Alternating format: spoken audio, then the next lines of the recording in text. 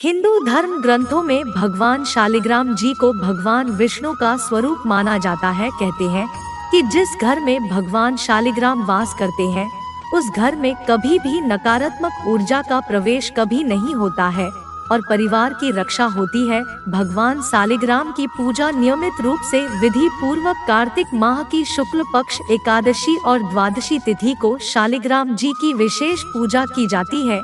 इस दिन भगवान शालिग्राम का विवाह माता तुलसी के साथ किया जाता है।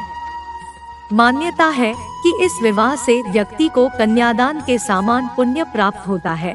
तुलसी विवाह पूजन के पीछे ये कथा बहुत प्रचलित है कि जालंधर नाम का एक राक्षस देवी देवताओं को अपने आतंक से तबाह कर रखा था। कहते हैं कि जालंधर की पत्नी वृंदा एक पतिव्रता नारी थी। कहा जाता है कि उसकी पूजा से जालंधर को किसी युद्ध में पराजय हासिल नहीं होती थी। इसके अलावा वृंदा भगवान विष्णु की भी परम भक्त थी। ऐसे में भगवान विष्णु की कृपा के कारण भी उसे युद्ध में हमेशा विजय हासिल होती थी। एक दिन जालंधर ने स्वर्ग लोक पर आक्रमण कर दिया, जिसके बाद सभी देवी देवता भगवान विष्णु के पास गए और उनसे रक्षा की गुहार लगाई। तब उनकी प्रार्थना सुनकर भगवान विष्णु ने वृंदा का पतिव्रता धर्म भंग करने का निश्चय किया। वृंदा का पतिव्रता धर्म भंग होने की वजह से उसने भगवान श्रीहरि को श्राप दिया, जिस तरह आपने मेरे साथ छल से मुझे कष्ट दिया है उसी तरह आपकी पत्नी का भी छल से हरण होगा, साथ ही आप पत्थर के हो जाएंगे और उस पत्थर को लोग शालिग्राम के रूप में जानेंगे। कहते हैं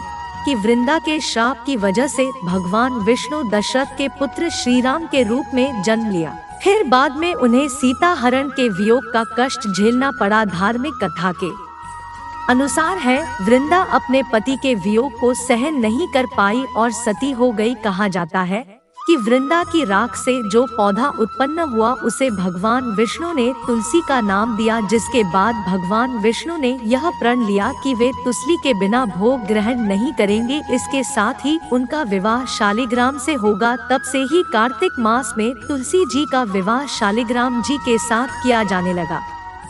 पौराणिक मान्यताओं के अनुसार तुलसी दल के बिना शालिग्राम की पूजा अधूरी मानी जाती है। आपको ये जानकारी कैसे लगी? अगर आप चैनल पर नए आए चैनल को सब्सक्राइब करें, वीडियो को लाइक करें।